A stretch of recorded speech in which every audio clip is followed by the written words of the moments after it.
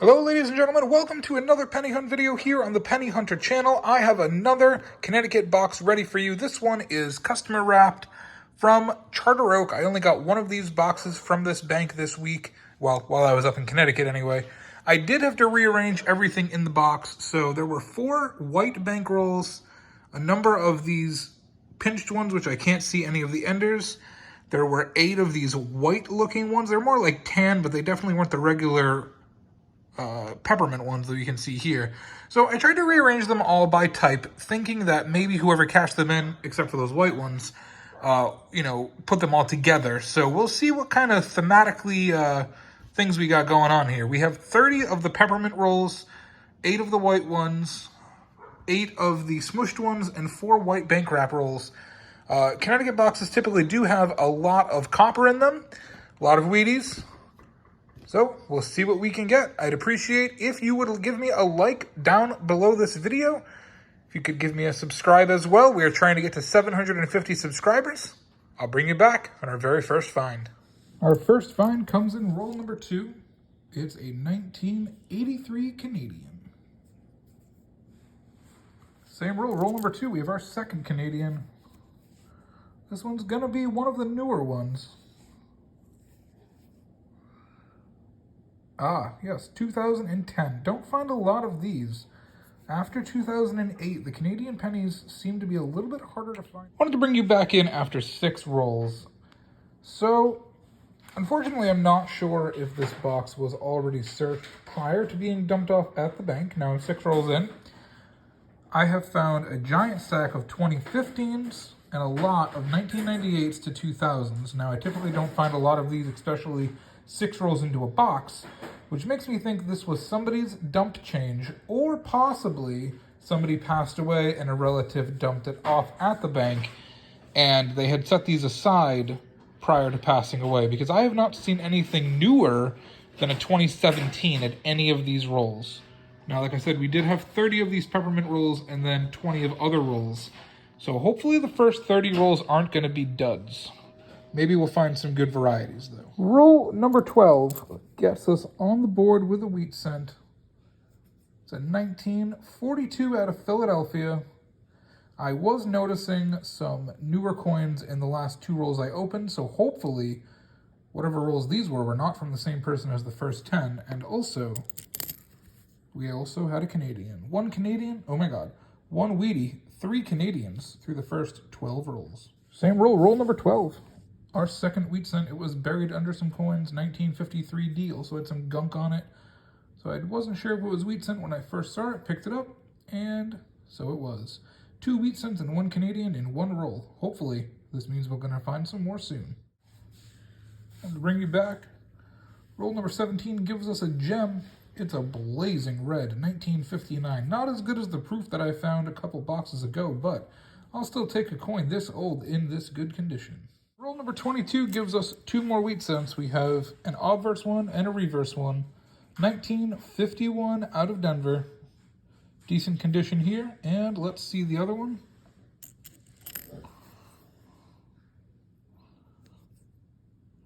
$19.48 out of Denver. So it's interesting to find 2 Denver wheat cents in a box of Canadians. I don't find a lot of Denver coins in general, so this was an interesting roll. We have 4 wheat cents in 22 rolls, almost halfway.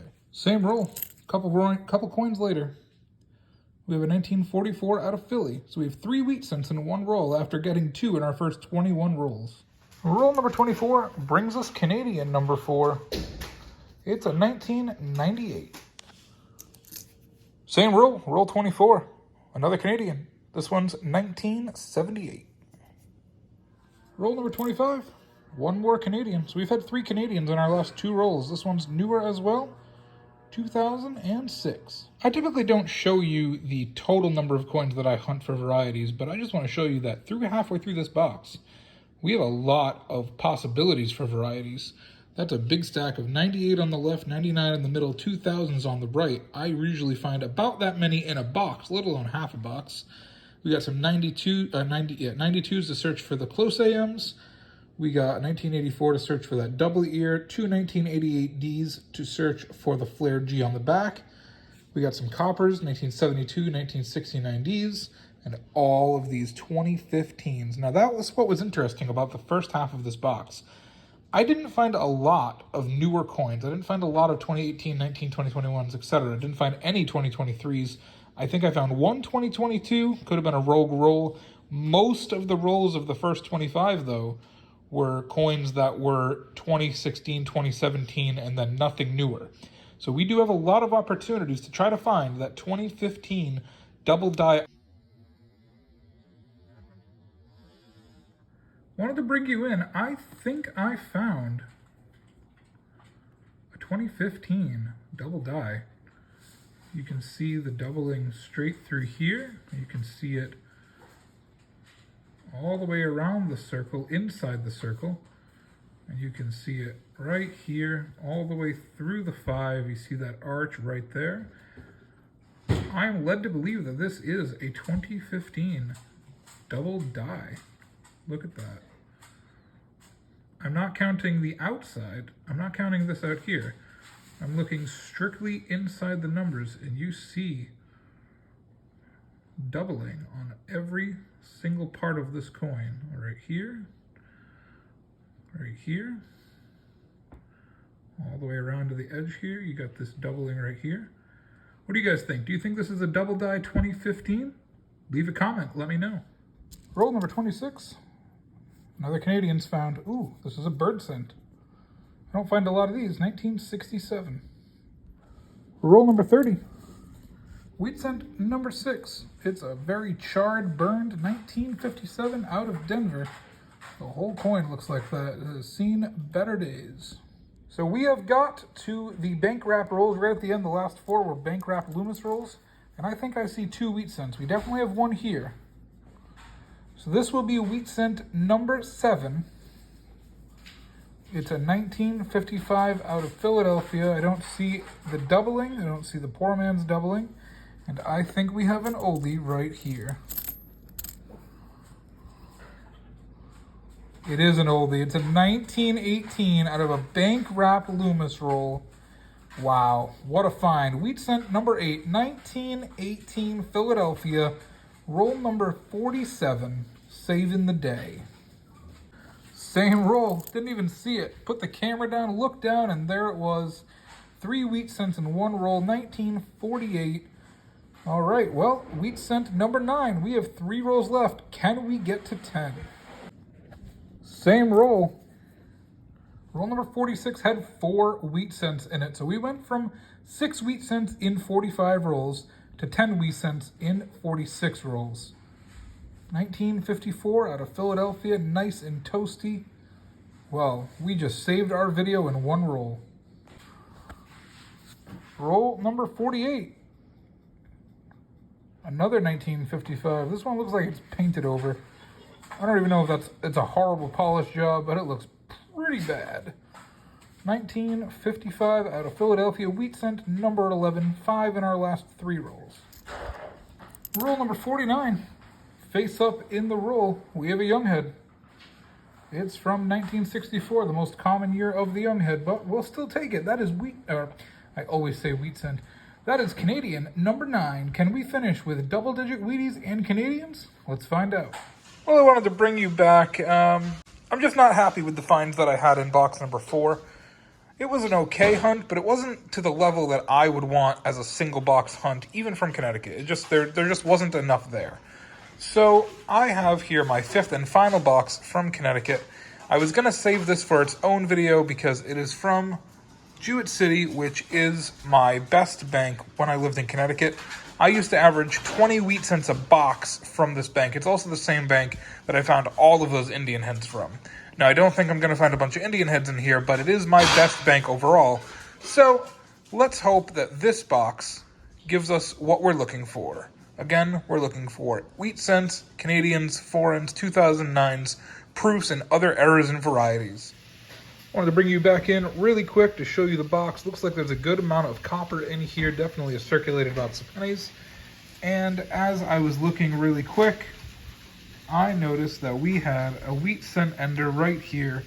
It's a 1940 something from Denver, so we do have at least one wheat cent ender. Our first find, roll number 2, gives us an old Canadian. This is a 1960 Younghead. Typically, you don't find Youngheads that are outside of 1964, at least in my experience. So it's nice to find one that is from the year 1960. Roll number 3 was that ender that we saw, the 1949 Denver. I knew it was from the 40s and in Denver, but I couldn't see the year. So the first wheat cent found of the box is a 1949 out of Denver. Roll number 4. Wheat cent number 2, and this one's pre-40s, 1937 out of Philadelphia. So we've gotten an older Younghead and an older wheat cent already. Very next roll, roll number 5, gonna give us another Younghead, another early 1960s Younghead. Not a 1964. That's, like I said, that's a majority of the years I find. So in 5 rolls, we already have 2 Younghead Canadians. Wonder what else we're gonna find. Could we find some King George VI or maybe even a King George V? This box is looking pretty old, so I'm hoping there's some more in here. This is only 5 rolls in. Roll number 6. I see another old wheat cent. 1929 out of Philly. So far, we've had one from the 20s, one from the 30s, and one from the 40s, averaging one every other box, which is on pace for what I average at this bank. Roll number 7, wheat cent number 4. We have a 1944 out of Philadelphia. Decent condition. One of the most common years you can pull. Still, averaging now more than 1 wheat cent every other roll. Roll number 8, I moved 2 coins, and this fell out. Another sharp-looking wheat cent, probably from the 40s or 50s. 1955, I don't see the doubling. I'll check it at the end of the video, but I don't think this is the double die. But still a very nice coin to find, very sharply struck. It's our first from the 50s, actually. Roll number 9, we got a newer Canadian. It's from 2005. A little gunky, but shiny at the same time. Roll number 11 brings us 2 wheat cents. Looks like we have our second dented coin in 2 boxes, or 3 boxes, I should say. I found another one in my 3rd box. Yep, this one has a big chunk taken out of it. It's rounded, definitely dented. Unbelievable, but 1941 out of Philly. And then we have another one here. It looks like it could be old based on the patina. Little worn on the back. It is old. 1926.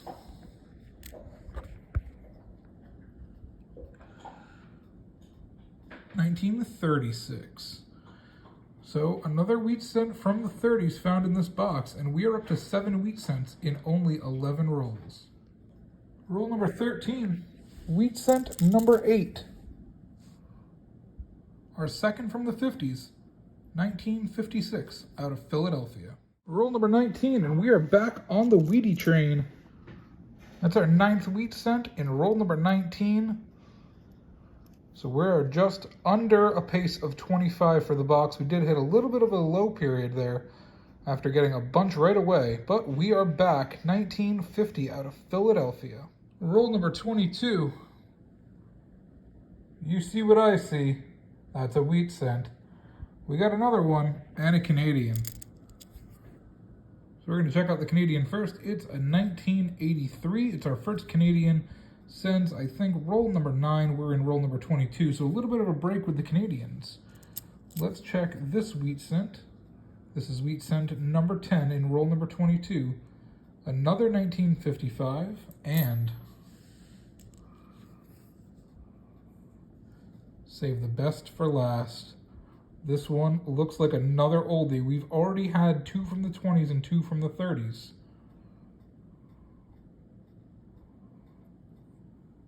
Another from the 20s. 1924 out of Philadelphia with a thick struck rim. Not a lot of detail, but it is to be expected for a 99-year-old penny. What a find. If it was a 1924D, it would have been a semi-key date, but I will still take a 1920s penny in a box. Roll 24 gives us wheat cent number 12.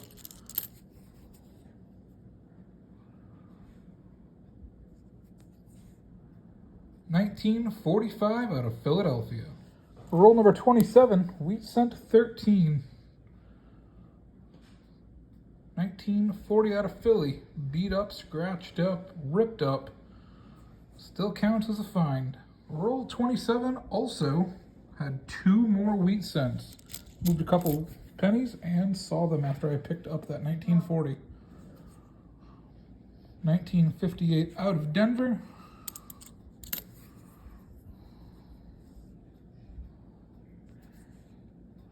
And $19.46 out of Philly. That roll had another wheat cent in it, and I could not tell looking at it like that. I picked it up, could not tell. Then I zoomed in, and I saw the 57. This is one of the worst wheat cents I have ever come across, but it is indeed a wheat cent. You can see the wheat in the reflection there, and part of the O and the N, and the C and the E. Very barely, but it is there. This is a wheat cent. Wheat cent number 16 in 27 rolls of the second box of this hunt. Roll number 30. Our third pre-1964 Canadian Younghead. This one is from 1959. As I said earlier, it's difficult to find these before 1964. Most of them are from 1964. This one has some very good detail. You can see the braids on the back of her head. You can see the strands of hair. And you can see the leaves in her hair. This is a very good example of this coin. Beautifully struck. 1959 Canadian Laureate Portrait Young Head. Wow. And also wheat cent number 17. It's at 1958 out of Denver. So we have 17 wheat cents in 30 rolls hunted in this box. Roll number 31. Wheat cent number 18. 1944 out of Philly. Looks like it got burned. Some kind of chemical burn on here. A lot of damage. Yikes. Well, it is still a find. I was hoping it was a little bit older. Even if it was, it wouldn't have been in the greatest shape. We'll take it. 1956 out of Philadelphia. Wheat cent number 19. Roll number 32. We're up to 20 wheat cents in one box. 1946 out of Philadelphia. Great box. One of the best ones I have had this year. Of course, this one came from Connecticut, but I will still take it. 20 wheat cents, 31 rolls through the box. Roll number 38 is going to have wheat cent number 21 and number 22.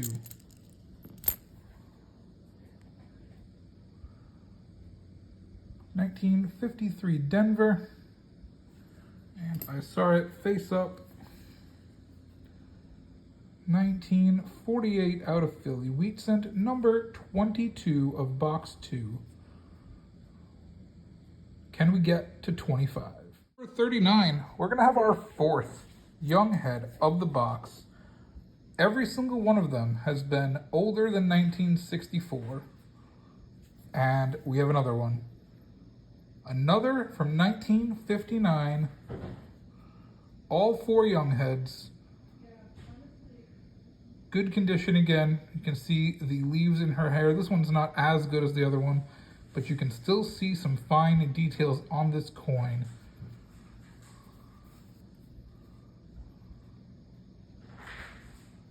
Wow.